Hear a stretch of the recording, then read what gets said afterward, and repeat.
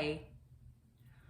We are going to be reading the story Pumpkin Town, written by Katie Mickey, illustrated by Pablo Bernasconi.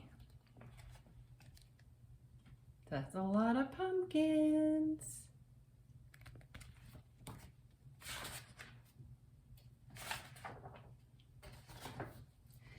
Jose and his family grew pumpkins. That growing began with shiny seeds, which were followed by long vines, and those vines grew every which way. The pumpkins grew every which way too, from small to big and tall. The jack-be-littles could be dropped into pockets. Soup so small it could go in a pocket. That's small, huh? The happy jacks were bigger. A strong enough boy could carry one. The big moons were bigger still, too large for 5 boys to roll. There's Jose and his family. And these are the pumpkins that they grew.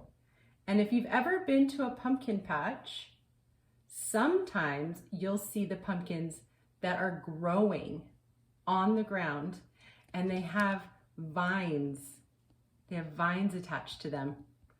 And the vines, they lead to the earth and the dirt, and underneath is the roots where they absorb water from and nutrients so they can grow bigger and bigger and bigger.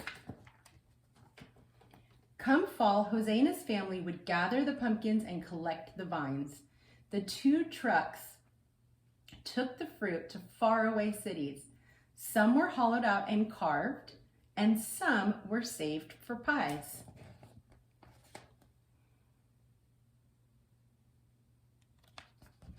Do you like pumpkin pie? But before the trucks took the pumpkins, Jose and his family saved a few. They needed the seeds. When it came to saving pumpkins, Jose's father always said, "Save only the best and sell the rest." So Jose and his brothers hollowed the best pumpkins and saved only the biggest, brightest seeds. Have you carved a pumpkin before? Yeah. What's inside? Yeah, there's lots of seeds. Well, mostly there's lots of seeds inside. And then there's the meat of the pumpkin, which is not really meat, but it feels stringy and it's kind of slimy. They took the duller, smaller seeds to the edge of the field overlooking the town, and they threw them. But one gusty, dusty October day, when Jose and his brothers took the lesser seeds to the edge of the field and flung them, the wind caught those seeds and carried them and didn't let them loose until they fell like rain on a distant town. The seeds slipped into straw roofs and settled into flower pots and sprinkled gardens. And that seemed to be the end of it. So what do you think happens when you plant a pumpkin seed? Yeah, you can grow another pumpkin. But the next spring, rain awoke those small seeds and plants began. More rain fell and vines grew every which way. They wrapped around chimneys and wound through corn. At first, the townspeople liked the vines, for they were lovely and delicate. But then the vines began to climb up and down and around, growing leafy and thick. They snaked green and silent through one window and then out another.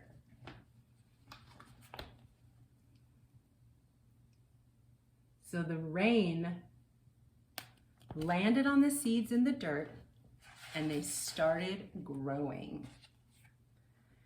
Then fruit grew and grew and grew every which way. Soon the townspeople were stepping over pumpkins and around pumpkins and under pumpkins. It was hard to even walk a block. Rooftops sagged under the weight of big moons.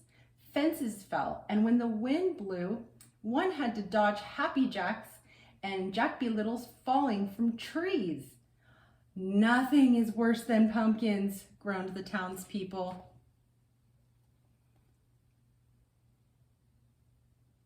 So they got rid of the pumpkin seeds that they thought were going to be too small or the wrong shape to sell. And then the rain got them, and now they're growing like crazy. Would you like to live in a town where there's pumpkins everywhere? Might be hard to get around, right? Meanwhile, up on their mountainside, Jose and his family cut and stacked their pumpkins, saving only the best. And when they were done, they stepped back and said, "Nothing is better than pumpkins." But when Jose and his family looked down at the town, it looked odd. It seemed so green and orange. So Jose's family loves the pumpkins because they keep the best seeds so that when they grow their pumpkins, they'll be able to sell them and make money. But the townspeople, they're left to have to walk through so many pumpkins. Since their field work was done, and because Jose and his brothers were curious, they walked to the town the next day, where they saw more vines and pumpkins than they could ever imagine. They remembered the gusty, dusty day they'd scattered the seeds. "It's our fault," whispered Jose. "We must do something," whispered his brothers. "We rest for now," whispered Jose. So they realized that the wind took the seeds that they didn't want and filled up the town. Do you think that they're going to fix it? We'll see.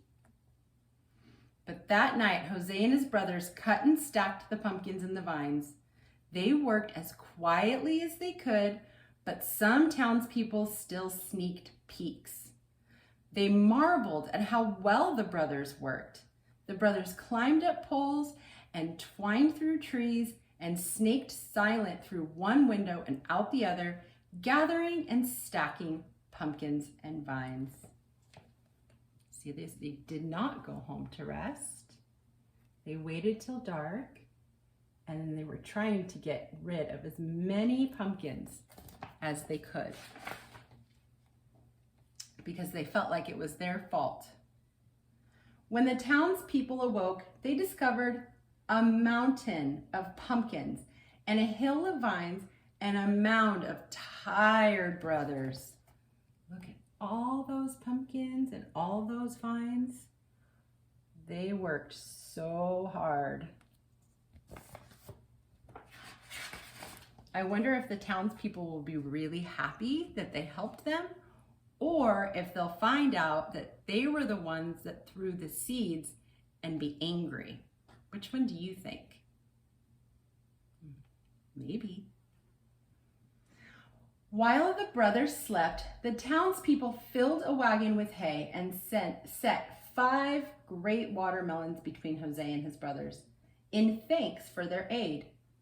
That wagon took the brothers back to their home, where they laid in the glossy grass, still sleeping.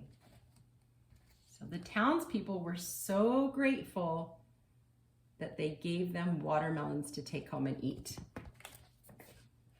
When their father found them there, he asked why or what they had been done to deserve these great watermelons.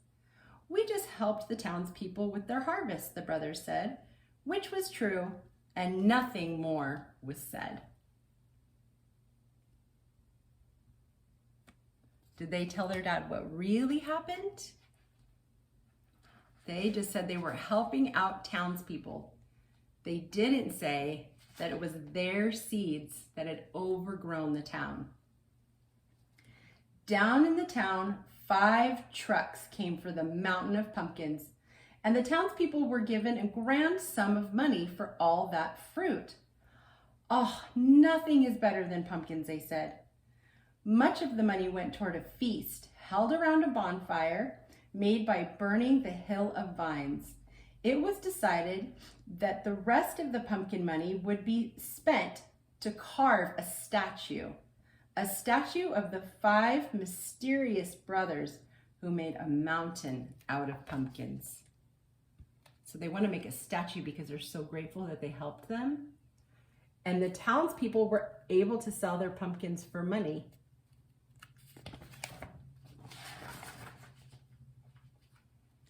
It took all week for the townspeople to repair their roofs and their fences, and it took all of that week for Jose and his brothers and his father to eat their great gifts. The melons were so sweet that Jose said to his family, "There's nothing better than watermelons." What do watermelons have inside of them? Yeah, seeds. All fruit has seeds inside of it.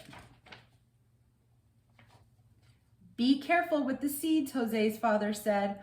"Our field grows pumpkins, not watermelons." So Jose's family filled a great bowl with seeds, and those seeds were forgotten until a day later when the wind roused Jose's father at night. He feared that some of those watermelon seeds might be blown into their field. Oh, look. They threw them and the wind caught them.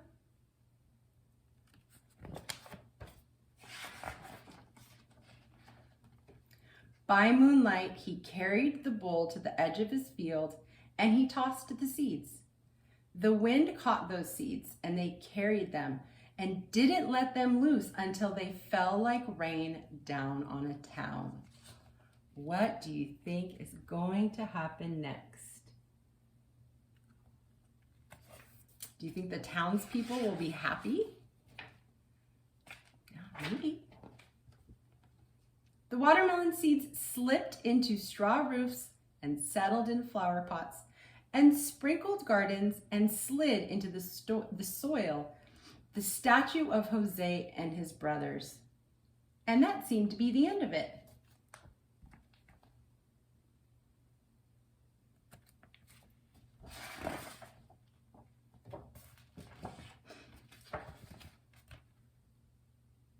What's that? Yep. It's a watermelon with a house. Because the same exact thing that happened with the pumpkin seeds happened with the watermelon seeds. Can we do the end? So probably, what do you think Jose and his brothers should have done with the seeds instead of throwing them? Because it's not their fault that the wind carried the seeds because we don't control wind. But what do you think that they could have done different to maybe protect the townspeople? Yeah, they could have taken the seeds and they could have put them somewhere where the wind was never going to get them. And that's how they would know they would keep the townspeople safe, right? I hope you enjoyed that story. See you next time.